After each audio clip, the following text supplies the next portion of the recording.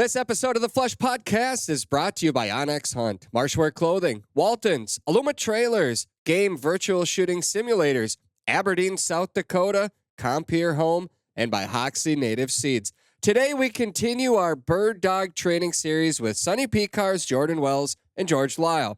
We're calling the second episode Bird Dog Development and Obedience Training.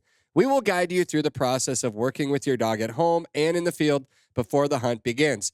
We'll explain how overcoming obstacles leads to confident dogs and a strong partnership together. Plus, we'll talk about how to properly work a lead, introducing the e-collar, recall, taking your dog off the leash for the first time, fetch, whoa, and a whole lot more.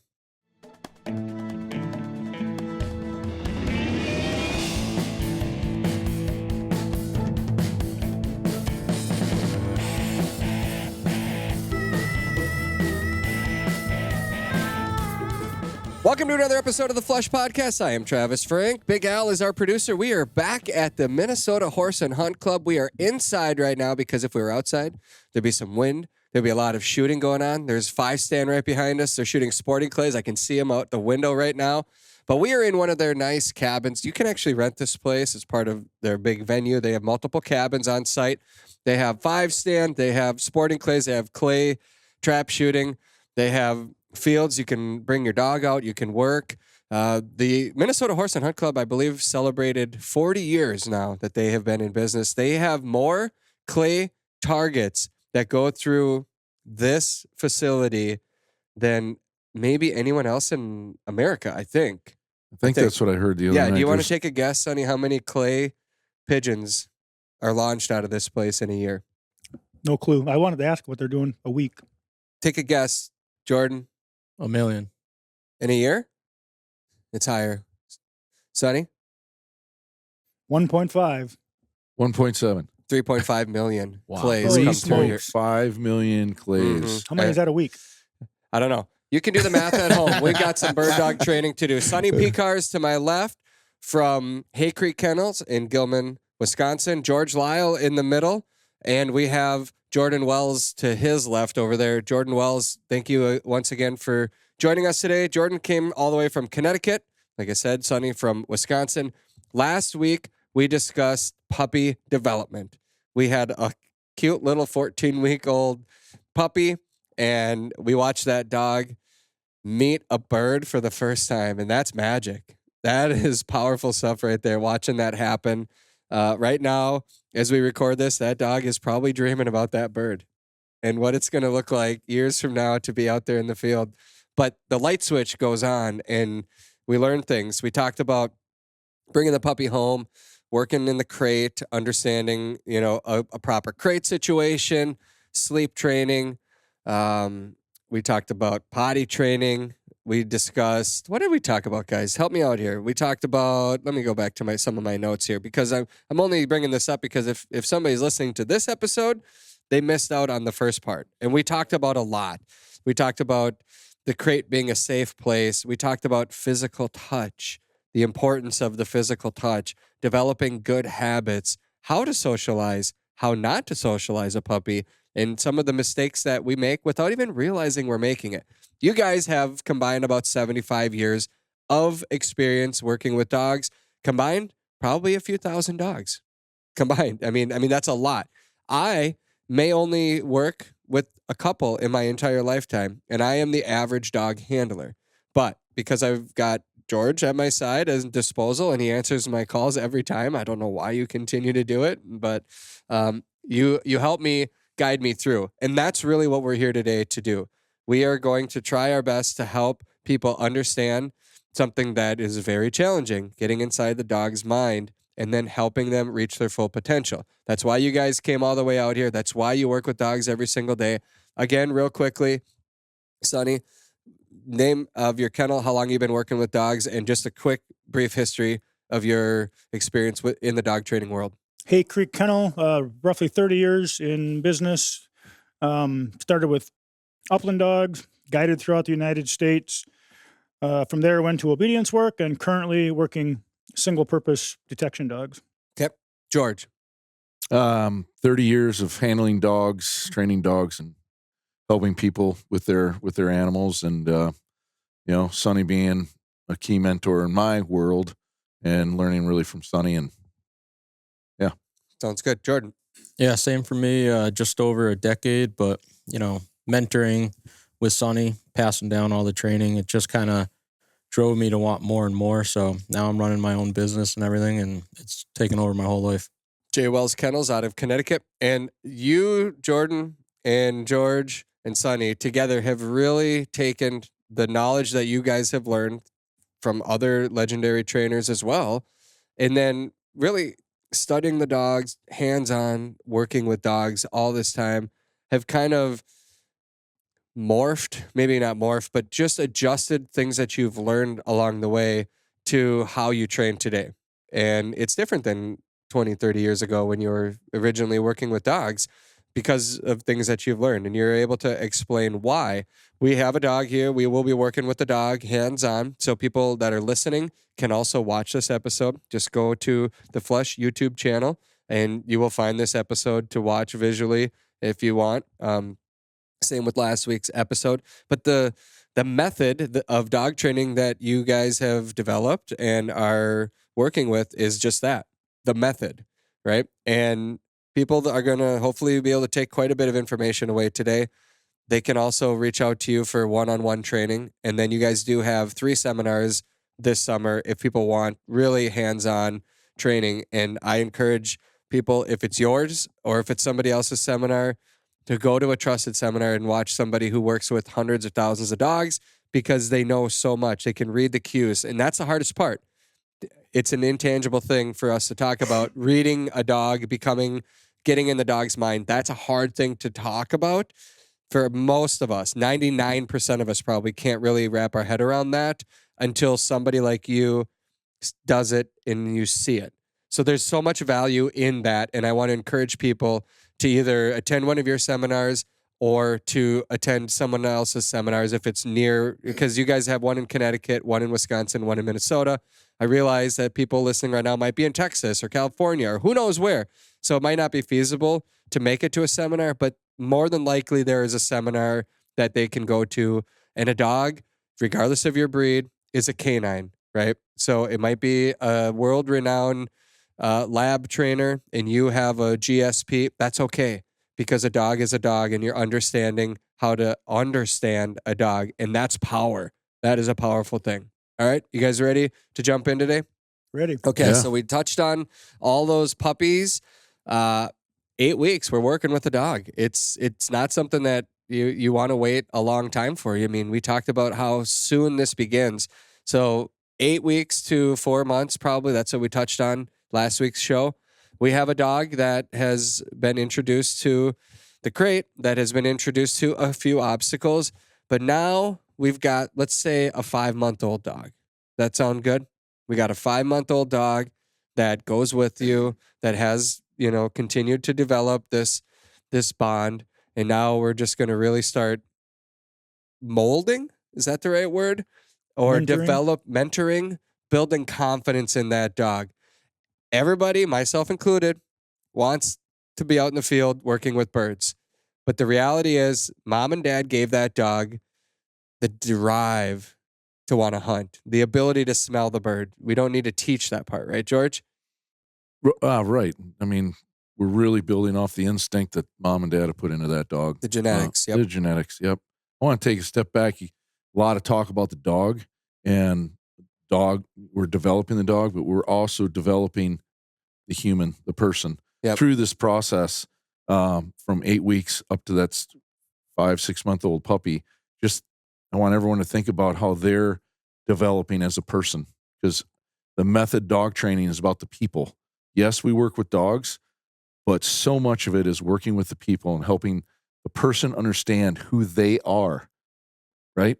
Yes, we read dogs. Yes, you're looking at the dog, but just think about yourself and how you interact with your world and how your dog is looking at you for direction and how you are in the environment. The environment is in this house, that we're sitting in today, and we're going to talk through that. But yep, we have some obstacles right here. We're going to get to this, and we are inside, and we'll explain why we're inside and how it does still apply to the outdoor activities that we're usually doing. But because we have headsets on right now and we're plugged in, we are in a tight space. So we're going to make it work as best as possible here. But how about we begin with what is an obedient dog, Sonny, versus a disobedient dog? And what's happening in the dog's brain in that 5-month age range, 5, 6, 7, 8, 9 month? Because these are getting to be some wild times, right? So the obedient dog is a dog that's open for instruction, that will look for some direction. The disobedient dog is just the opposite. He looks for no instruction. He wants no direction. That's based on the relationship between the dog and the human. I think it's totally natural and it's totally healthy for them to be disobedient. So the obedient, disobedient, those words don't necessarily settle with me. The dogs are supposed to challenge us if they're any good.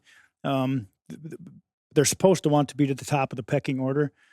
So it's back to that relationship. Okay. Anything to add to that, Jordan? I think the obedient term is thrown around a lot of getting a dog to do what the human wants. That's necessarily what people are asking for is I want my dog to do this. And that's a one-sided street. You have to think about the dog needs to feel good. The dog needs to mentally want to work for you. The dog wants to follow you. So I think the obedience term is a huge balance between the human and the dog. The person needs to be obedient first, and then the dog will naturally be obedient for them. Okay, so let's talk about the crate. Let's talk about e-collar. Let's talk about recall. Let's talk about letting a dog off the leash for the first time. Fetch training. Whoa. I mean, these are all big words in the world of training. So that's what we're going to dig in today. Where do we want to begin, Jordan? Do you want to begin with the kennel over there, the crate? Because we've done a lot of work with that puppy already, and we've already explained how everything begins at the crate. But why don't we just reaffirm when you begin working with the dog, why it starts and you bring the dog into a crate or the chain gang outside? Yeah, so the crate is just a huge spot to kind of start your day off with success, or your relationship off for that day. So every day that this dog comes out of this crate, it's going to challenge. And it's a very low stakes conversation for the human and the dog to start their relationship right on that day again. So starting at 8 weeks old all the way till this 3-year-old dog, that crate needs to be in that dog's life to the day they die. It's going to be a way to create a mindset in the dog that's going to create that obedient dog that we're looking for. And to add to that, their day or their night is going to start with pecking order to be able to go out and have a successful hunt. If the leader was a leader, let's just say yesterday, and broke his leg, he's not the leader anymore. Somebody has to challenge him to fulfill that spot to make sure that the pack is successful. So this crate talk in the morning is nothing more than to reestablish this relationship just day after day. I'm still the leader.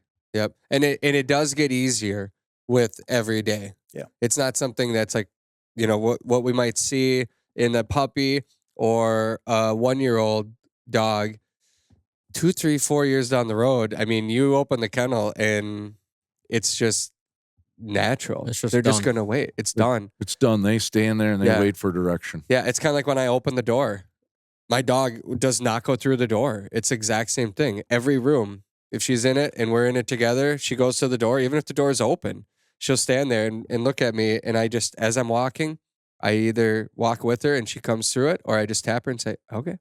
And then she goes, because then in our relationship, she just knows that that's the next boundary, and I'm going with you on this one, or I'm waiting for you to make sure it's okay for me to go. Essentially, it's just a tap at this point for us. That's how we've gotten to. But at the kennel, it's the exact same thing. She does not come running out of the kennel. And I've learned that because I've listened to you guys tell me what I need to do. Yeah, I think if people can wrap their head around everything that you do with your dog is a mental obstacle. The crate is a mental obstacle, the dog bed, the cooler sitting up front. Everything you go do with your dog is going to be some type of obstacle course. It doesn't need to be a piece of wood or built. It can be working a dog in a crate, getting them out of the crate, going for a walk. The course is really symbolic of what you and your dog are about to go do together.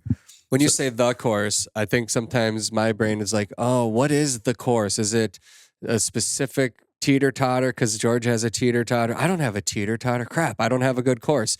No, the course is a course. It's any obstacle. It can be a sidewalk. It can be, like we have a retaining wall and I run Daisy on that. And it's just like anything that she has to think and then we go through together. It's a course. The course is the environment that you expose the dog to. The house is part of the course. The stairs, going down the stairs, going down the stoop, that's the course. Getting in the driveway becomes part of your course. Going to your truck, going for the sidewalk becomes, your driveway was big. That was part of the course. Now we go on a sidewalk. Now we just narrowed that. We brought that bigger environment down to a narrower environment. We're going to go for a walk. That's the course. The hydrant that maybe the dog wants to mark, that becomes part of the course. We're not going to mark that hydrant. The people interacting as passing each other on the street while we're walking on the sidewalk, that person, even though we don't know them, becomes part of the course. It's just the environment they're living in that we're exposing them to. The course has never was designed to be able to teach your dog to jump on a cooler. The course was all about the relationship that we had to follow. And then the coursework came in just to see if we could challenge that follow. So now it could be jumping on a cooler, which could be cut loose in the grouse woods or cut loose on the prairie. Now the prairie just turned into the course. Would you like to establish a native prairie? Whether it's a small patch of wildflowers or a large field of upland bird and wildlife habitat, there are a lot of questions that may arise. The what, when, how, and how much can actually be overwhelming. Our friends at Hoxie Native Seeds can help. Not only do they sell native seeds, with over 40 years of growing their own prairie, they're happy to consult for free on any of your native prairie needs. Family-owned and operated, Hoxie Native Seeds has provided countless acres of premium native habitat mixes sourced straight from their own fields in the heart of Iowa. For a free consultation, find them at hoxienativeseeds.com. If you're active in great outdoor adventures, then odds are good that you have gear, equipment, and toys that you need to haul. Well, our friends at Aluma Trailers, they've got you covered. Their trailers are built by a hardworking team in Bancroft, Iowa, right here in the good old USA.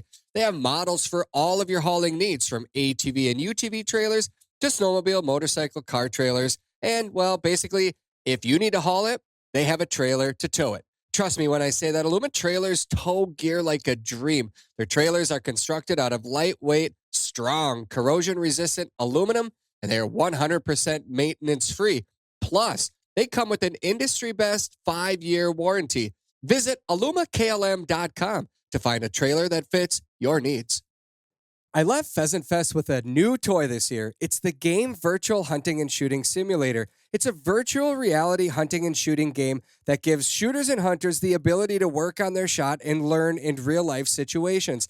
Let's just say there's not a lot of work getting done in our office right now because everyone wants to play. It's the most lifelike hunting and shooting game I've ever seen. The first time I put the VR headset on and shouldered the wooden gun, I was amazed at how accurate the sights were on the gun. You can even calibrate the gun to make sure that when you shoulder it, everything lines up perfectly and fits. There's hunting simulators for big game, ducks, and pheasants, which are unreal. Plus, there's different trap ranges, sporting clays, and 5-stand courses, too. The real beauty to this is that it shows your shot when you fire. If you miss it, it shows where you miss. After seeing your mistakes in real time, you can correct your lead and ultimately make better shots. Pretty cool, huh? To learn more about the Game Virtual Hunting and Shooting Simulator, head to game.com. That's GAIM.com. That's a big thing to wrap your head around. So maybe it's best for us to see this. Jordan? Or Shall we?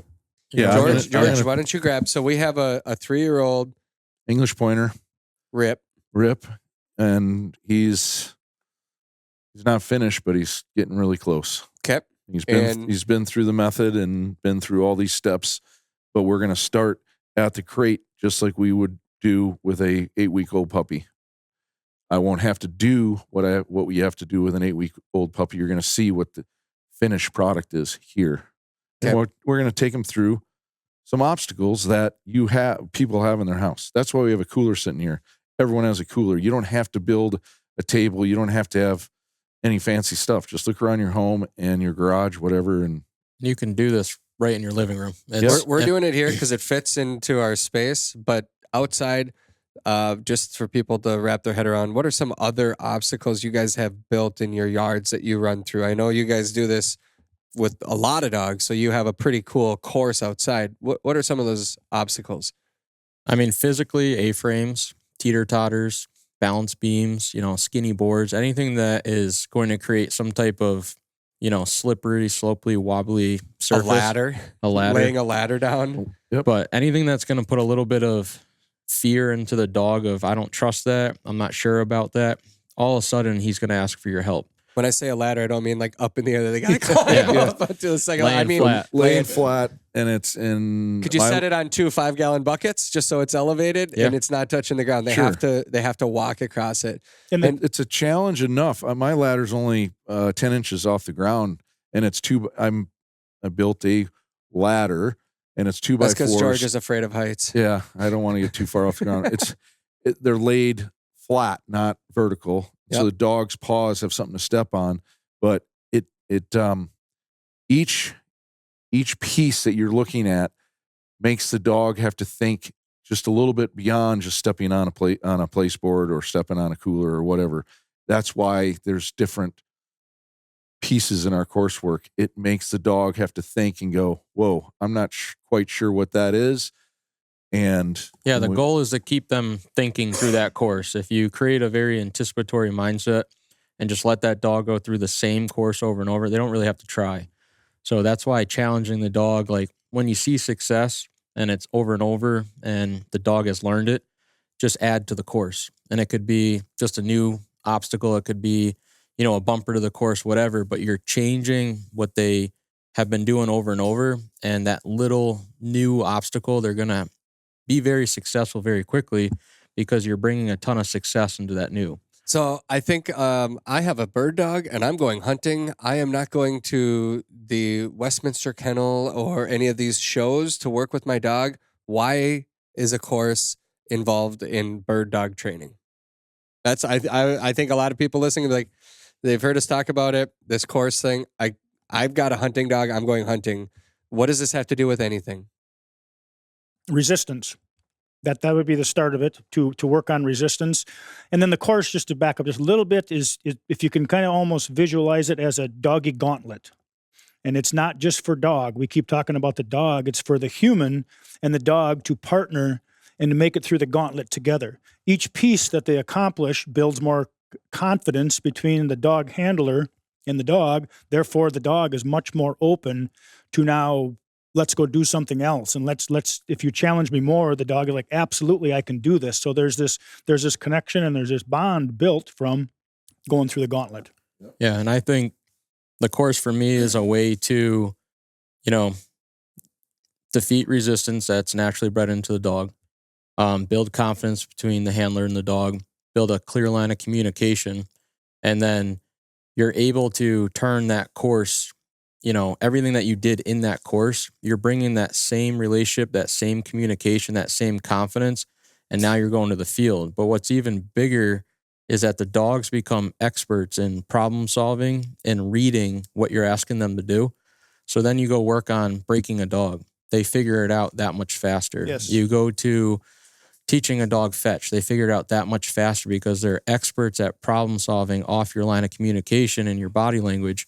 And the course just sets that field work up to be very enjoyable. Instead of most old school training was all done in the field, the course has been a way to take... Yeah, I remember quartering. And that was teaching the dog to go with, right? That's coursework. That's essentially just changing the process of coursework. Also, keep in mind when we out of frustration, when we built it, it was because the clientele was getting to the point where they had no time, they had no grounds, they were living in a suburb. So the course was built to literally help the people. It's all for be able the to work the people. dog. Mm-hmm.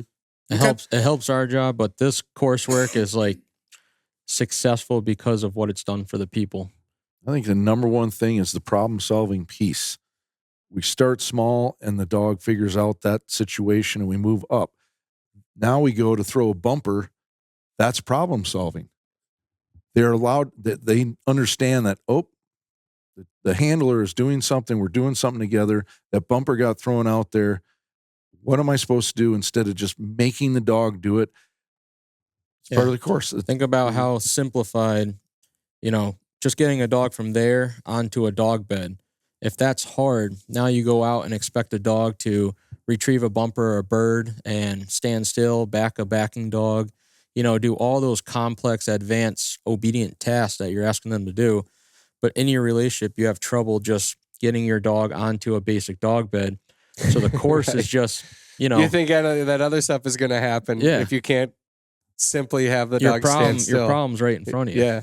Let's go way out and take a step back because we're about to get ripped out of this box inside the house. Let's just say we're all hunters and we show up to go to that field and hunt. Because we've done the work here with the dog box is on my truck, my dog rig. I go to open that door up and he acts just like he did here in this environment that he does out in the field in my truck. Then he comes out of that truck, his frame of mind, his mindset, his problem solving is like, bam, we're together. We're not bouncing off the walls. We're not like looking out. We hear a pheasant cackle. Oh my gosh. He is still in the moment of just coming out of the crate, putting the collars on him, doing whatever. You have a connection with that animal. And now when we take the dog off the truck, the same thing, when we take him off the truck, you're going to see happen here on the dog bed. And then we're just asking him to do something more advanced here. That more advanced in the field is now we're lined up. We tap him on the head or we give him a whistle and we go hunt. Mm-hmm. It's all tied together. Okay. So there's the lead over there. We also have an e-collar, and we're going to walk us through the process here, all right? Yep. All right, George is taking the headset off for those that are listening, not watching. He's walking over to the kennel, and we'll see how this goes. I think Rip has been let out. Dog's laying down. He's kind of chilling. Dog is chilling, right? Yeah, Jordan? The dog is in a very relaxed state of mind, and as soon as George goes to that door, the dog is going to change mindsets, which means the dog's going to anticipate he's coming out. So George has to be ready to start handling the dog. So now, George was not a leader. As soon as he opened that door, he's got to turn on. He's got to be paying attention. He's got to get ready to lead. So there's a lot going on, relationship-wise here. And the dog is accepting the lead. I was going to say, the dog licked its lips a couple times there while waiting and then accepted the lead pretty easily right there. Some dogs are going to back up. And here, they're not going to want that lead, right? Right. They're going to try to avoid, and they're already starting to tell you that, I'm not willing. So you're already starting to butt heads about something. That leash is the first obstacle after the crate. This would be very obedient, very, very open for instruction. Yep. But I do want to go back to a dog that doesn't want to take, because mine didn't. She didn't want the lead at first. And I had to wait there until she said, let's do this. And that takes time. And we did it actually on the stakeout chain with her. But it's essentially the same. Yeah. Yep. You're replacing the stakeout chain with a kennel at this point, right? Yeah. Okay. The stakeout chain worked perfectly. It's just what happened is that the clientele wasn't using a stakeout chain in their backyard. They were using their crate. So either one of these are going to apply. You walk up, the dog accepts the lead, right? Slide the lead over. If they back up, what do you do, Jordan? For me personally, I just stay relaxed, because the more you try to force that lead onto that dog, the more resentful they get, just like any other obstacle you're about to teach. So the one time that dog makes the decision to avoid, and then just stick their head through, they ultimately made that decision. Then I would just take it back off and just go right back to it again. That could turn into a whole 10, 15-minute training session. And that's a session. Yeah. They don't have to complicate it. Just walk away. We talk about 3s and 7s, right?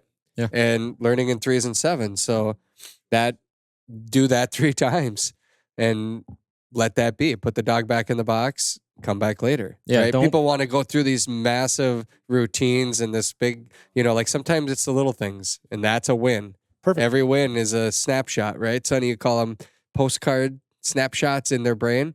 Now he knows that, sliding the lead over the head, that is a snapshot. Now he's thinking. All right. We got a dog out here. George is taking him for a walk. What's happening now? Follow.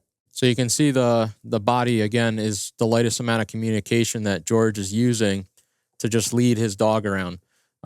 There's not a bunch of yanking, pulling. He doesn't have a tight lead.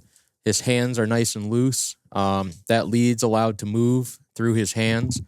The lead is not, tight on the dog's neck. It's very loose. So the dog is having to pay attention to George's body language, but also to, if George uses that lead, he's going to have to pay attention to touch. The only spot we're really using that touch is for when that dog isn't paying attention. And that's key. So yeah. Is that clear? I mean, that needs to be extremely clear. Explain that. One more time. So the lead is not the compulsion device to make the dog do anything. It's really the device that allows us to reach out and interrupt the train of thought or allow that dog to pay attention again. So we can redirect that dog through touch to look for instruction. So, it is not a tool used to create, pressure to make a dog do a certain behavior, or it's not a way to force a dog to get up there. It's a communication device. So the example would be if George steps off, rather than cue and then step off, we're going to use our body to step off that the dog should follow. If he doesn't, because he's made the wrong decision, we're going to cue. So just go ahead and see if we can capture it, move it around. Yep. So there's no cueing and the dog is following. So it's all about we're not cueing until the wrong decision is made. So we don't need to cue to tell him what to do. There he's following willingly. Now, so then I guess my question would be, what happens if he's not? I mean, this dog is doing exactly what your end goal is. It doesn't usually go this way, guys. And that's what the course is all about. To say that dog jumped on but then jumped off, he tried something. That doesn't make him a bad dog. So we need to be a good mentor there and then go back up and have him try again. Do you think we should go grab that 14-week-old, that little puppy? Would that be okay to do? We can try. Okay. I mean, just so that we can grasp a dog that hasn't mastered it. Are you okay grabbing the puppy? Just to see the difference here, because I think what a lot of people watching and they're tuning in to watch this and see it because their dog, they want this, but they don't have this yet. I think even lifting a puppy up at that age that doesn't know how to jump, turn, and just putting them up there, you're going to see the dog's confidence level drop right away, because now it's in an uncomfortable position. Okay. And that's going to show you what that obstacle just in itself is doing to the dog's brain. Okay. Go ahead. Yep. George is going to slip that lead back off. Talk about accepting. Okay. Yep. All right. So George is are you going to demonstrate it? Okay. This unfortunately is going to be very valuable to watch video wise. We'll try to explain it, but right now his dog is staring at him. George is holding the lead and the loop is open large enough for the lead to slide right across. And he just sticks his head right through it in full acceptance of it. So just think about listener wise, how many people fight to get collars or leashes on their dog at the tailgate, or, trying to dress the dog up and the dog is dipping, diving. And then all of a sudden we cut the dog loose and say they run off. They already told you they were going to run off before because of how hard it was just to work with them. So a dog accepting a lead to us is a massive deal. It's willingly accepting to be led, which will take care of any issue there is. All right. Yeah. Why don't you put him in the crate and then attempt with the puppy, and then we're gonna bring in a young dog here. It's a new year, but some things stay the same, like the onX Hunt app being one of the most valuable hunting tools I take into the field every single day. I'd feel lost without it, both literally and figuratively. The app is a compass that's ideal for us bird hunters. It shows our position on planet Earth and the land boundaries. It also shows us information about crops and fields and tree covers. You can use the app in CarPlay and Android Auto. You can look at land in 3D to understand terrain. You can create your own trails, check weather, add waypoints, send your location to friends, scout property, find landowners, create your own diary of successful hunts, and so much more. They are also huge supporters of the best conservation organizations in North America, and Onyx is always working to create more publicly accessible places for you and I to hunt. What's not to love about the app? The Onyx Hunt app is awesome. Try it for free for yourself at onyxhunt.com. If you're one of the lucky hunters that harvested your own tasty wild game this hunting season, then I want to personally congratulate you on your success. Well done. And if you want to make the most of all that hard-earned meat, then I recommend you head over to waltons.com. They have everything but the meat. That's their motto. They have all the tools to help you process and prepare your meat, like grinders, mixers, stuffers, slicers, smokers, grills, and seasonings. They have thousands of items in stock and ready to ship the same day. They've also recently launched their own dry curing cabinet and a whole line of chambered vacuum sealers, from large commercial-grade sealers to smaller handheld models. And let me tell you, they are awesome. This year, John Tremblay and his team at Waltons are really focused on adding new content to their Meatgistics library to help all of us hunters make the most of our meat. All of that can be found at waltons.com, and you can listen to their own weekly Meatgistics podcast too. I'm happy to call the hardworking team at Waltons my friends, and I believe they will treat you like one if you choose to trust them with your own meat processing needs. Find everything they have to offer at waltons.com. Spring is here, and so is the new Spring Drop line of clothes from Marshwear Clothing. Marshwear is one of the fastest-growing clothing brands in the outdoors today. Rooted in the tides of Charleston, South Carolina, Marshwear brings their saltwater fishing and hunting lifestyle nationwide to all of us in pursuit of good times in the outdoors. I've been wearing their clothes for a couple of years now, and I love the quality, the style, and the fit. So does my wife, and if I'm being honest, if she's happy with it, then I know it's good. Marshwear has multiple lines of pants, shorts, shirts, jackets, hats, and vests for both men and women. Their clothes are made for the pursuit of good times on the water, in the fields, and of course, a night out on the town. They have technical clothes that dry fast and protect against the sun. Just think, if it's perfect for saltwater anglers chasing a tarpon, it will be perfect for you out on the lake in the upper Midwest. Their camo patterns give a modern twist to vintage classics. These are just a couple of examples why I love their entire lineup. To check it out for yourself and understand all of their options, head to marshwearclothing.com.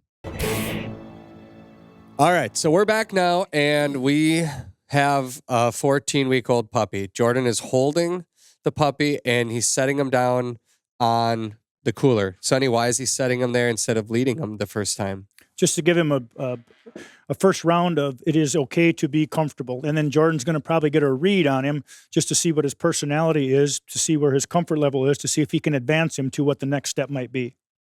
Right now, puppy's just kind of checking things out, right? He's elevated about 2 feet off the ground. Extremely comfortable, very curious, but he's not intimidated. He's not fearful. So this would probably be a candidate that we could move along. All right. Not quick, but he's probably going to advance pretty fast here. All right, let's see what it looks like then. Can we bring him through? Bring him through, and then understand that when we start these guys that lead roughly 6 feet long, that puppy's got a 6-foot world. So it's totally okay for him to drift out or go check the end of that 6 feet. We're not going to screw him down to convince him that you have to stay right here. So as he gets out to the end of the 6 feet, we're going to make a move to turn. Oh, look at you, buddy. So he's up on he's up on the dog table. That's about 6 inches high. Now he's 2 paws up on the cooler that's 2 feet high, and he's trying to decide. Is he thinking about it, or is he's absolutely thinking about it. Paying attention to some of the distractions that are going on here? Did you see how he made the puppy made the decision like, I got up on the lower obstacle. I see a higher obstacle in front of me. I'll try that out. Jordan, what are you doing right now, Jordan? Can you put that headset on and explain what's going on in your brain? Because that's a crucial part here. And just make sure we remember, it's not about trying to teach the puppy to get on the cooler. It's all about some problem solving and wrap your head around. Pressure's not the right word. What's the word? It's all about, in this situation right now, this puppy just tried. So it doesn't matter what they try. We're just trying to get them to try what essentially we want. So the human brain's going to get in the way right now and say, I want them up there, where we're going to end up using pressure and force to get that done. We really want that dog to make the decision to try to jump up there for the first time themselves. But we can use our touch to interrupt different decisions to help the dog get to that decision. So we're not using pressure to make the dog go up there. We essentially keep eliminating wrong decisions, and the dog keeps problem solving until they finally make the right decision. Right now, he's not making any decision. He's in a stalemate. But he's thinking hard right now. He's he's in a position where I'm unsure. Like, I'm afraid to move. You can see he was very confident on the ground. But as soon as you put him into something that's, not natural or uncomfortable for him, it puts him into a very, focused thinking state of mind. So right now he's kind of just locked up. He's a little unsure. So what I would do with this puppy is I would move this way and see if I can get him to come down and just move with me a little bit. And then let's make sure that we keep in mind by watching that in 2 workouts with a lead on this puppy, he's already looking for some instruction. That's how he ended up with 2 of his front feet up there. Yeah. So the lead represents something to him, along with the relationship means something to him. So he's problem solving how to maneuver through this situation. So just taking he took 2 steps to the right. I just backed off for a second. So he just moved off touch. So the dog is stuck mentally. I'm unsure. So that touch just said, hey, buddy, try something. It could be the wrong thing. It could be the right thing. He tried to move towards me, and I said, yeah, that's what I'm looking for. So now my body just relaxed again. I'm just letting him soak up what we're doing, but everything is being broken down to just steps or piece by piece. Do you think this is a calm puppy situation where most dogs would be, I feel like, bouncing around up here, wrapping around your legs with that? Is this common right now? I think this is common based on what we've done with this puppy for 2 workouts. Because you've built up to this point. For what we've seen on episode 1. I mean, that's all he knows right now from Jordan. Their relationship is brand new. So to take that, somebody can bring a dog to the kennel and they're going to be just completely disobedient. One of us could grab them, and they're going to be very willing because our relationship started brand new right there. They know nothing else but in the moment. Yep. So this is a new relationship, but he's willing. Just a little bit talk about validating his effort and that release of pressure. And so when I came back here for the second time, you can see his mental stability kicked in, how quickly he made the right decision again. Yep. There he goes. Oh man, what a boy! But see how allowing he just walked up on the cooler for those that are. Yeah, the validation came from me just relaxing. What I put off to him, there was no good boy. There's no treat. The dog. I said it. Sorry. I said it. No, but everybody else says it. Everybody else will say it. Yeah. And then what that'll do for him is he'll start to fray out at the edges. He'll start to wiggle. It'll confuse him because his mother is never going to do that for him. Oh, by saying things, you mean? She's never going to tell him, you did such a good job. I love you so much. You're such a good boy. It's what's expected out of him. That's all that's happening here. And then just getting up there, he's smelling all the bird feathers down here. Yeah. I can't blame him. That's good too. He has a little bird intro in here. All right. But this is real. That's why I'm happy that this is happening. Real, and look real at him raw. now. And now look at the energy level because he accomplished something. So now he's got more confidence. Confidence through accomplishment. Yeah. Oh, yeah. He's a completely different dog all of a sudden now. It's like you flipped a different switch. He's like, oh, well, he's like, what else you boys got? Yeah. Give me a ladder. And now he's going to go back and think. And we're getting off in the ditch here a little bit, but if this might not be well received, but now what's happening is we're talking about obedience and disobedient. Right now, he's getting a little bit disobedient because there's a feather right here, and he wants it. So this would be where Jordan's probably going to up the ante just a little bit to say, all right, I like it because this is real stuff. Everyone's got a dog that wants a little more receptive. Yeah. The lead is how I was going to do that. So I just want to talk about it before I say it or do it. But if he is starting to become disobedient, where I'm going to reference that cue is if he's not paying attention, he's not trying, or he's being disrespectful. At that point, I need to have some type of response to that action, meaning you got to at least try, you got to pay attention, and you got to be respectful. Those are the rules growing up because those are the rules dogs have for each other. I'm going to interrupt you. Slow it down and talk about the 3 things that you're going to correct for. So not paying attention. If the dog is not paying attention, I'm going to reach out and give a cue. meaning pay attention. If the dog is being disrespectful, meaning jumping or leaning into me, I'm going to respond by using body language or a cue to interrupt that. Step into the dog. Or what's the cue? The cue is a momentary style, just interruption, just with the lead. And then for those listening, it's not a jerk. It was more just, it's almost like a tap, really. It's like hey, it'd be like if I just tapped you on the shoulder, right? Yep. Third thing. And then the not trying, if we're doing something and the dog is just stuck. All right. So like right now, say the puppy or dog gets in a situation and he just is like standing there buying time. I'm going to reach out and start touching that lead to say, you need to try something. You can't just sit there and buy time for the next 20 minutes.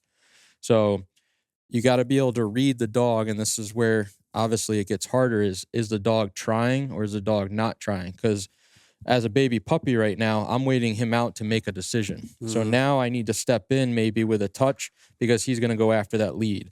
So if I get this lead on a puppy and have to interrupt, it's not a big deal.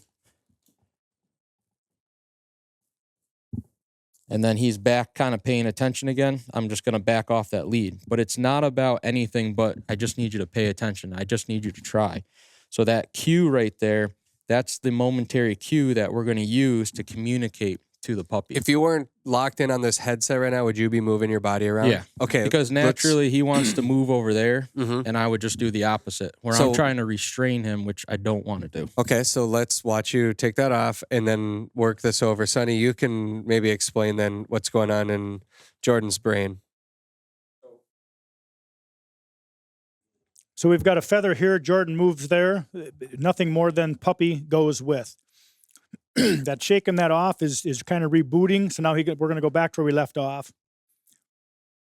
And that's he accomplished. Yes, he accomplished the task without even.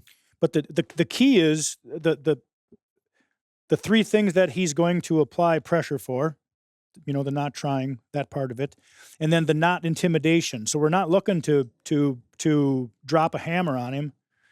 We're looking for him just to try, just to make an attempt.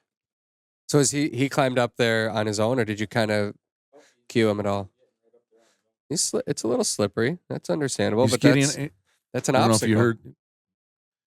Jordan doesn't have a headset on. He got up there on his own through body language from Jordan, giving him some direction of yes, we're going to try this task again. And this stuff is all good. All his slipping, all his falling, that's all opportunities to learn how to deal with some pressure. I can't hear my headset. We got a growling dog there? Yeah, what's going on there? Let's see if we can't, let's play this into the podcast. For sure. So right now, Rip is over here, and he's getting a puppy right in his face, and Rip is doing a little growling. What's happening there? So I'm going to walk it. Jordan doesn't have a headset on, but as Jordan, you get there close now, you're going to work two dogs. Let's maybe invade the space of that crate with your knee and stop that growling. And we'll see what we get for response. Because now we've got two things going on. And when we're talking about the human relationship with the dog, this is it. That being the human, this being the puppy. The human wants to say, oh, what a cute little puppy. The dog is saying, hey, puppy, you got no business being in my space. This is real world stuff. The puppy's approaching the front of the crate. So then the lead dog, which is Jordan, is probably going to, correct that crate to basically take over and say, no. Shut up, buddy. Yeah. I mean, this is, you got no vote here. Yeah. The dynamics of what's happening here, it's cool to, I guess, watch and see. The puppy's looking away from the front of the crate door, not because he sees something over his right shoulder. He's going, I acknowledge Rip. I acknowledge the older dog. I'm not to invade his space. I heard your message. And even more importantly, he backed out. Yes. So back to all this love and hugging and kissing we want to do, it's fine, but understand what it's doing to the dog. Yeah. My goodness. And Rip stopped growling because Rip, that was a warning like, listen, little dude, I don't need you in my space. The puppy backed off, therefore Rip backed off. And there's some, what we could almost call a little bit of an avoidance, which is probably not avoidance, is he knows where the center is, but now because he's a good, beautiful puppy, he's trying the left side and he's going to try the right side, not to be disobedient, but to try to learn, hey, what where are my boundaries here? And then So- Jordan's going to work with him accordingly to, He's trying. Yeah. And even though he didn't go up on to the cooler there, he tried something. So it's not to be scolded for not doing it correctly, Absolutely not. right? That's what I think that's an important part of any obstacle that you're overcoming is there's no heavy-handed to it. There's no scolding. There's no yelling. There's right now, I mean, Jordan's not even talking. He wouldn't be talking if we weren't recording. He's putting the headset back on. I mean, light touch versus tough, everybody's like, well, it's a puppy, So this stuff right here, you can get firmer to say, pay attention, but then you got to learn how to turn right back down. You can't be firm all the time. You can't be light all the time. You got to go up. You got to go down. So right now, like a physical cue of that puppy may be something like that. And he just looked at me. So now I back right off. That was just trying again. Even though he didn't do anything magical, a jump on there or whatever, he just tried. I'm saying, yes, that's what I'm looking for. You got to pay attention. So when I'm cueing that puppy or that dog, no matter what age it is, it's all about looking for that validation from the dog. We give it right back. So turning up, but turning down, being able to just touch that lead a certain way or even lighter, we want to get down to just body language. George's dog can cruise around here and George doesn't even have to touch his lead. So I was going to take this to another step. So you've got a point of contact there. You've developed a point of contact with that lead. Eventually, that's going to transition to your e-collar, right? absolutely. Yep. Yeah. And then we've kind of got off in the ditch here a bit because now for this puppy, there's a couple things going on. One, to be successful to learn how to get onto the bed, which he's already done. He's got this dog here that's telling him to stay away. So now in his head, he's trying to navigate through. Well, I got up there before. The dog just disciplined me, so now I need to try this. I need to try that. So there's a whole bunch going on in his. That's little why head. he's not coming around. Absolutely. Yeah, he's And coming around a this little will bit. push him to failure, having this dog here, me asking too much, too fast. Like, you got to think about just getting him onto this, or just following you around in your house on a lead. That's the start. It doesn't have to be, you put everything together, your mindset, your goal was, well, I'm going to teach him that, and that. And all of a sudden it turns into none of that is working out. So what was the training session? So you have to let the dog kind of shape your training session instead of the human brain says, no, you're going to end up on that. And that's how we're ending this session. That's probably not going to be a great training session. So allowing this puppy to kind of make a decision, you react to it, but also pushing him to failure is very easy to do with a young puppy if you make your environment too, chaotic. So keeping things very sterile, maybe you take your puppy down to your basement and it's just you and the dog in a basic place board like this, and you try just changing directions and just work that. And then do that for 3-4 days. And then all of a sudden you're like, he's really good. Then get the cooler out. Then add the cooler. Do that for a couple days. But then you say you have a 5-6-year-old bird dog and a new puppy. You let that dog downstairs while you're working the puppy, and now he won't do that place board. You just changed your obstacle course. You just added a dog to it. So the dog wasn't ready for distractions, and all of a sudden you're making your lesson become very forceful because you don't have that success yet. The other thing that's played out here through the process of us talking, because if we were home, like if we were just the two of us working, there would have been things that happened throughout the conversation of us going back and forth. That puppy processed through his head. I'm not sure. And then just through time, he came right back around, put his feet on the board, because now his mind is, well, he didn't eat me. This isn't too bad. He's not too bad. So he's able to process his world. And that's coming from us not letting our ego get in the way to say, you need to get up here now. Like, you're going to do it. it takes time. Yes. This is a process that's slow. I think most of us probably try to get there too fast. We see a dog do something we like. All right, we're done there. That's good. How often do you come back to the obstacle course through the training with the dog? Is it weeks? Is it months? Is it forever? For me, it's forever, because it's always a way to get your dog to pay attention to a certain standard again. So when things get sloppy, go to the course. When hunting season's coming around, it's not more birds, it's going to the course, because really what you're doing is getting your dog to pay attention to the standard that you need to go do that job with. So the course is just more or less surfaces a mindset. It's like being on vacation for 2 weeks and having to go back to work on Monday. your mind is off. You're not in that routine. So the course, if you use it properly, it keeps a really good working mindset and a relationship between you and your dog. But also, it's a huge part of mental stimulation. Most people are going to buy, toys, bones, Kongs to mentally stimulate their dogs. They're getting destructive, destroying them. So this is also a great way of, you got a high-end bird dog that's got a ton of drive to go hunt 7 days a week. You may only be getting out on Saturdays. What do you do with all that work ethic? This, stimulates that natural work ethic. This takes that, that Kong, that toy, and that bone and puts it on steroids. And it also accomplishes a lot more of communication, leadership, and all that stuff. So the course is used in so many different ways to keep dogs mentally stable as well. We know the feeling. When you close your eyes, you're there. Wide open spaces, fresh air. You have big dreams. We also know there's uncertainty. Between you and your destination, there's the unknown. But we know how to get you there. We've been helping people like you find their way home for decades. We're Compeer Home, and we know the way. To get started or find out more, visit us at compeerhome.com or by calling 833-986-8001. Compeer Home is a division of Compeer Financial, who is an equal opportunity provider and employer and an equal credit opportunity lender. Compeer Home Services, NMLS number 619731. Copyright 2025. All rights reserved. America's greatest pheasant hunting experience awaits you in Aberdeen, South Dakota. So many birds, so little time, so many memories. Come for the adventure, return for the tradition. They have so many dog-friendly and hunter-friendly hotels, thousands of acres of public land, and the Aberdeen Pheasant Coalition public lands. Hunt Aberdeen, South Dakota. Request your free hunting guide at huntfishsd.com. That's huntfishsd.com. Yeah, and I think what a lot of people will soon realize is by working a dog mentally, at least I did when I started, that dog is exhausted afterwards. So you wanna go out and run a dog 10 miles, you would be amazed at the exhaustion level of a dog trying to overcome an obstacle like this being more exhausting than running 10 miles. Absolutely. Absolutely. The mental aspects are way more important than the physical aspects.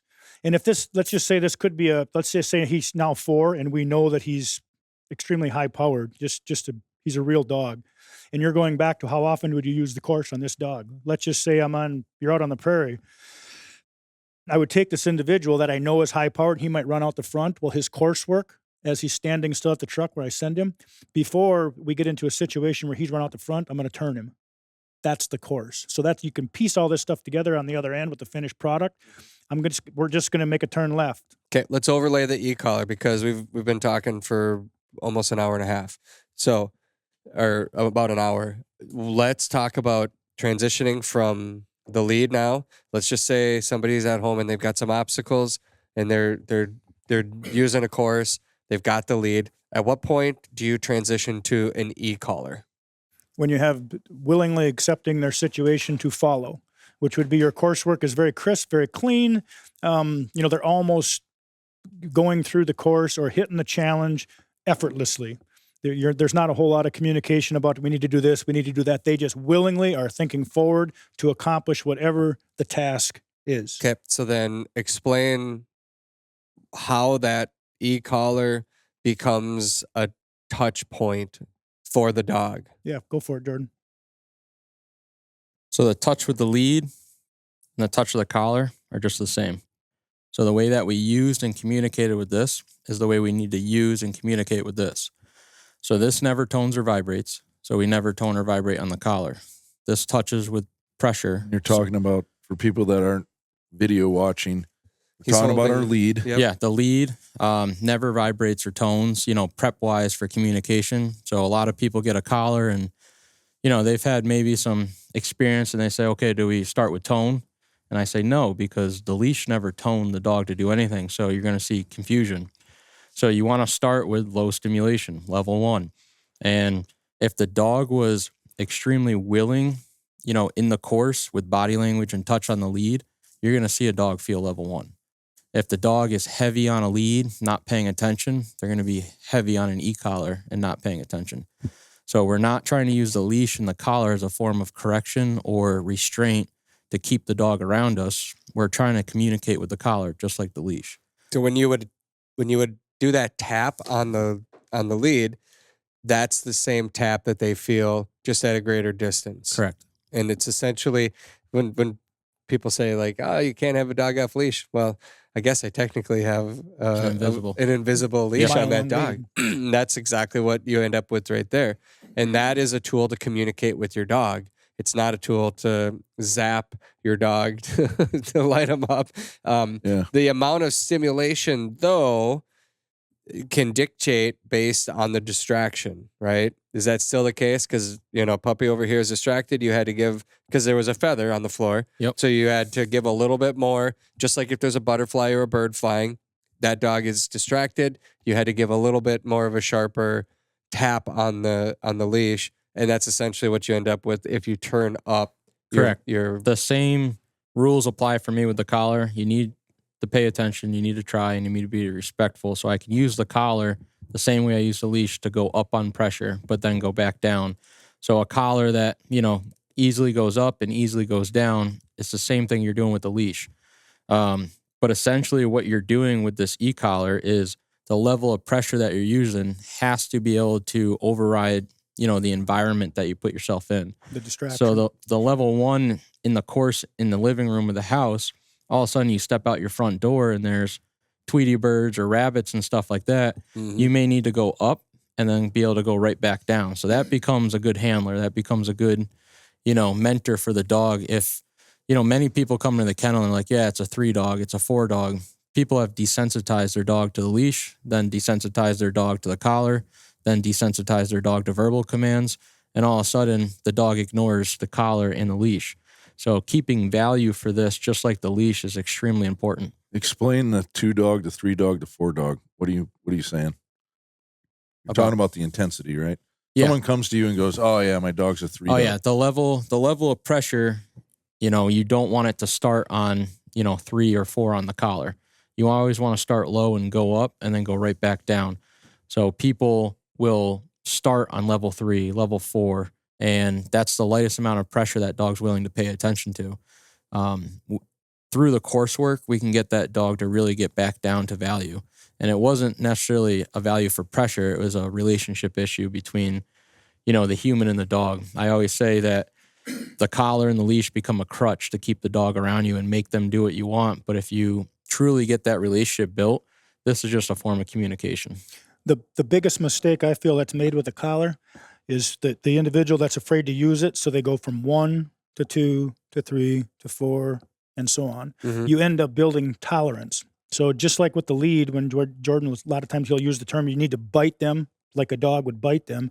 You're going to go from the least amount of pressure, which would be a 1, and then to the point where you're going to be higher than what the distraction level is. So it very well could be a 1, let's just say a 1 to a 4, but then 4 comes right back down to a 1.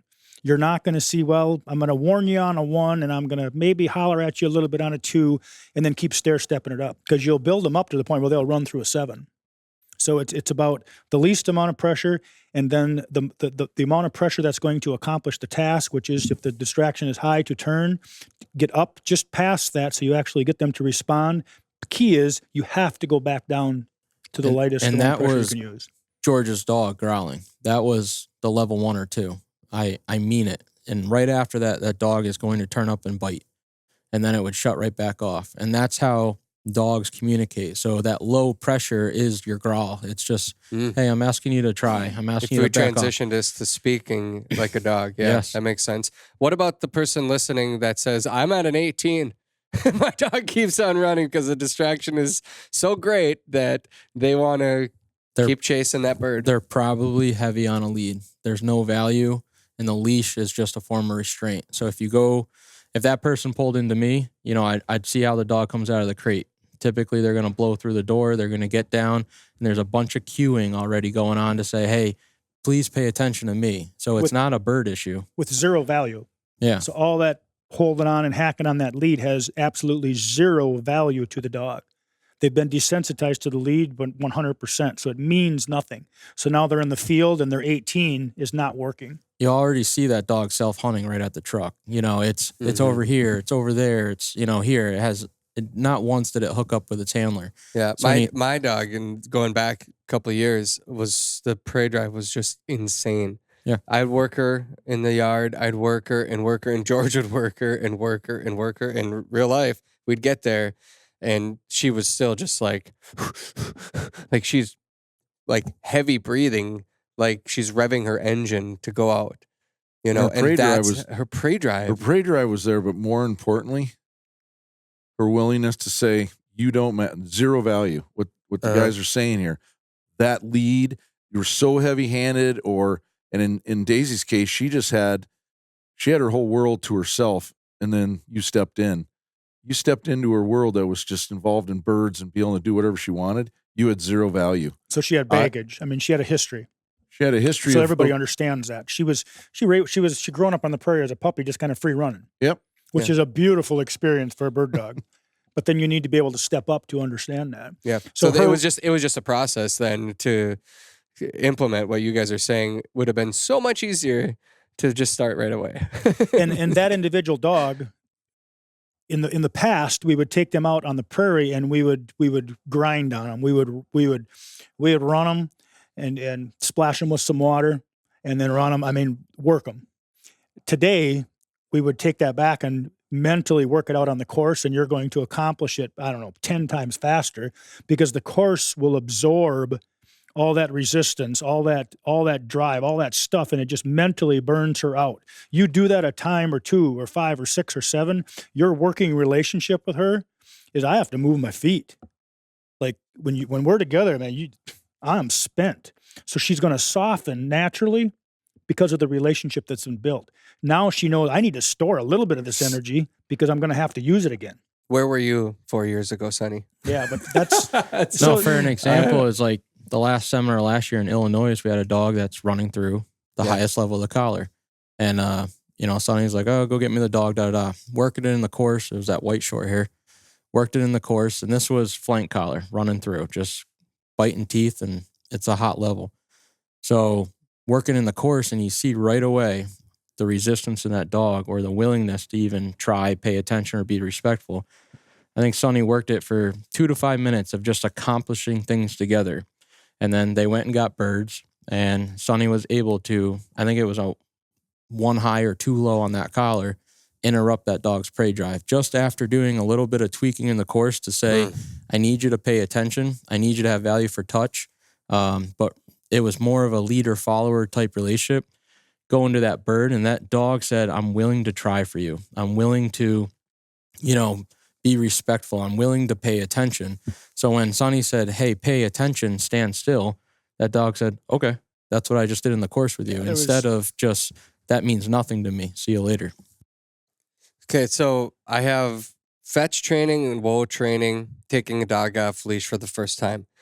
At the point of this conversation that we're at over an hour, let's pick one of them, and then next week we're going to pick up with the others and get into the rest of the field work, okay? So should we talk about taking a dog off the leash for the first time? Yes. All right, Jordan, what are we going to do? Where are we going to do it? That's everybody's fear is my dog's never been off leash. My dog's never, had the opportunity to run, especially where I live. It's a lot of, small neighborhoods. So once you get through this coursework, you want to put yourself in a situation. Again, our place is fenced in, but that dog needs to be able to leave you to be able to come back to you. So a lot of people do all this training, take the leash off, and try to make the dog stay around them, where really they got to learn to be able to, go away. And that goes back to our puppy development. So we'll back that up to the puppy development. That little black and white pointer puppy, now is the time to teach him to go with, because in 3 months he's going to have a little more leg, he's going to have a little more brain. He's gone. So right now, while his mind is not mature enough, is the time to be walking him so that we're not in that battle later on. And if you do miss that, opportunity with a puppy, and you're the person that's got a 7-8 month old that can easily run off. Yep, right here. You go get all your collar conditioning done and everything, and then put yourself in like a fenced in ball field. Let that dog off leash. And all of a sudden he goes, I'm off leash. I'm a different dog. Mm-hmm. You know, everything that you've taught me has been, you know, working with you. So I have an opportunity. Let them take it. They may run all the way to the fence line. They're going to look back at you and say, things are different now. George, when we let Daisy off, how far? 900 yards, Okay, I think she ran? I'm gonna interrupt. Yeah. Foundation work, coursework is done. And ours wasn't there. Okay, let's So that's why I'm We had just to go all putting the way back to the beginning. Yeah. I'm putting us in a position of where I was because I know somebody is searching to find out what to do because their dog is doing this. And that means that they've missed all these steps that we've talked about in the last 2 weeks. Okay, let's just say we missed it. Yep. That dog that now we cut her loose and she's 900 yards. Yeah. And we cut her loose and she's 900 yards again. I mean, this is just a pattern. Yeah. You grab that dog, bring that dog back to the course, and I mean work her to the point where you soften her up. What does that look like? They want to take a break. Good horse trainers, I mean, at least the good horse trainers that I know move their feet. They will comply real fast because they want to rest their feet. So now that same dog, she doesn't need birds because she's been running on the prairie for how long? Take her to a piece of ground where there is no birds, and your work has been done here, and you handle her, you turn her into if need be, I mean 100-yard dog, and your issues are going to go away. You send her Turn. 50, turn. Mm-hmm. Goes off to the left, turn, stop. I mean, I'm no field trialer, but I've been around. I mean, those dogs those 500, 600, 700-yard dogs that's not a workout. They don't cut those dogs loose and watch them. There is a 650. I mean, they handle those dogs because they know what they have potential to do. Yep. So they keep them, they hang on to them. They kind of choke them down. Yeah. Yeah. I can speak to what I experienced and then the amount of effort and time that we did have to put in to getting through it was a lot. And I wish I would have had the ability to go back to that point. But like Carl said yesterday, you know, he got this dog as an adult dog, basically, or I don't know, was it a year old or something, 6 months old? It was an adult dog. Yeah, I think I got mine. She was 6-7 months old. And so it is what it is. And a lot of situations out there are similar in that they get a dog for some reason that maybe the handler prior or the owner just didn't train at all, and then that dog didn't have any boundaries, and then they couldn't handle it, and then they said we're gonna give this dog away. Now all of a sudden somebody takes us in. Now they're saying, okay, what do I do? That's where you get the phone call. Jordan gets a phone call. George gets a phone call. That's why we're talking about it today, because it's real stuff. Yeah, I mean, going back to that dog in like the ball yard, you know, that dog's run off before. That dog has been through the neighborhood. Animal control's picked it up. People are frustrated there. But you got all this done, and then you put yourself in that situation because you feel more confident. 900 yards is hit by a car or a highway, you know, where I live. It's not the prairies.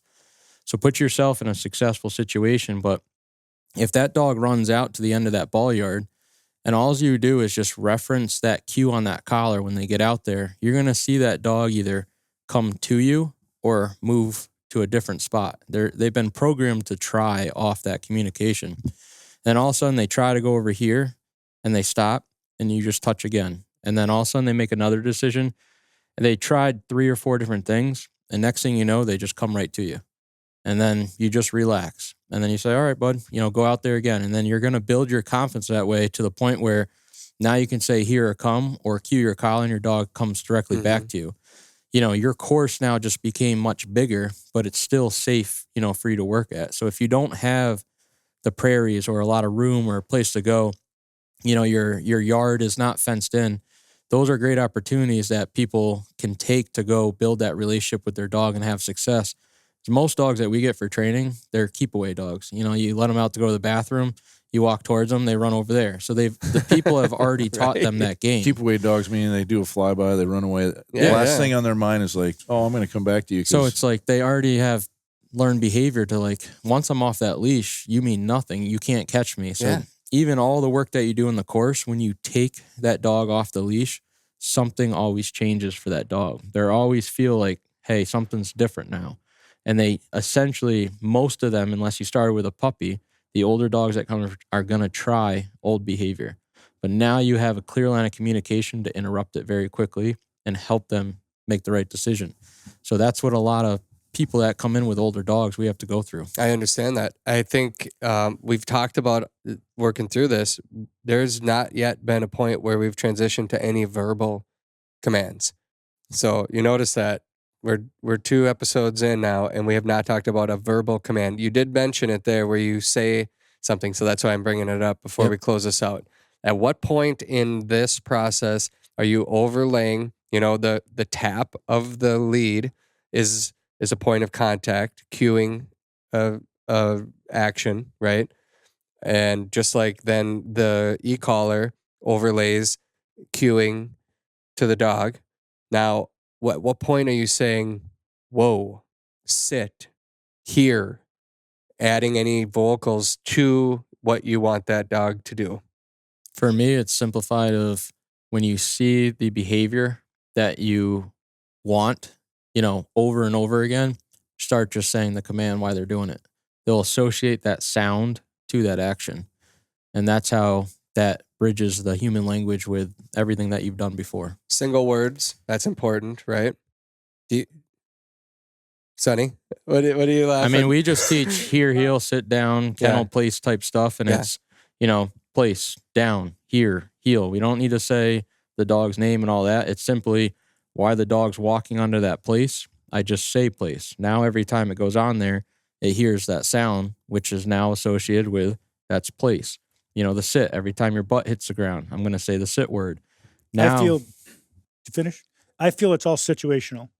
So I would sing to them or ho. Do you sing to your dogs out in the field? Yeah, just simply because that's an opportunity for me to give you some instruction. What's the instruction? I'm moving this way, and if you're going that way and my road bends this way and I need to turn you, all I'm doing with my talk is interrupt your thought. Well, now it's just situational. What am I doing? Well, I'm moving this way. You might take that horse or that truck and trot it off this way. If I say, Jack, and Jack sees me not moving right here, there's only one thing to do. I'm not moving. So pack up, come to me. If we're sitting here and we want this dog to sit right here, you could say jump. If it's a situation where he knows he's supposed to be sitting, he's going to sit. So the word to me isn't as important as the situation that the dog is identifying with.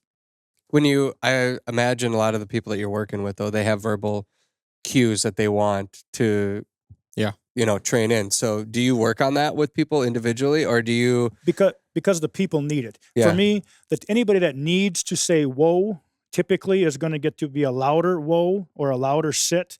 And then a gun is going to go bang. That's going to follow up with a bunch of cussing because they missed that bird he just punched. Or they're going to be yelling fetch, which typically don't work either. So that word to me just messes everything up. Well, I understand. I think almost every dog owner, sit, stay, here, like you hear them vocalize, you hear them talk. And in the house, it's, in my business, it's valuable. You come in the house, you got bags in your hand, dog comes up to you, place, down. Mm-hmm. It's a way to give your dog direction very quickly. Where Sonny's making the example in the field is people overuse it. They rely on the verbal crutch to, ask their dog to do everything, where by the time we're in the field, we really want the dog to be doing it on their own. And that dog that we're trying to get to place, when we get his attention, we say, hey, and we do this. What I'm trying to get at here is the actual word to place doesn't mean as much to him as this. Hey, he knows to go. He knows to go place. Like the body language is telling him, "Hey, I want you right over there," because he's seen it X amount of times. They need to see it X amount of times before you can ever apply a word to it anyway. And that only works, like we talked about, if you keep value for that command. So when you walk in and he hears place, he's like, that means something. So you don't give a command you can't reinforce exactly or enforce. I mean, right? All right. Well, we've gotten through the course and understanding why. We're going to go into whoa, steadiness, fetch, field dog work, working with birds, backing, a few other very important parts of the hunting process. Notice how we're 2/3 of the way through this and we're not really working with birds. That's a hard thing for a lot of us. We all want to get out into the field, but the reality is if you're not a team before you get to the field, none of that other stuff is going to come together. It just doesn't, right? Roger that. All right. Yes. Did we miss anything on part 2, guys? I think we're good. We're good? Yeah. All right. We'll be back next week with another episode of the Flush Podcast.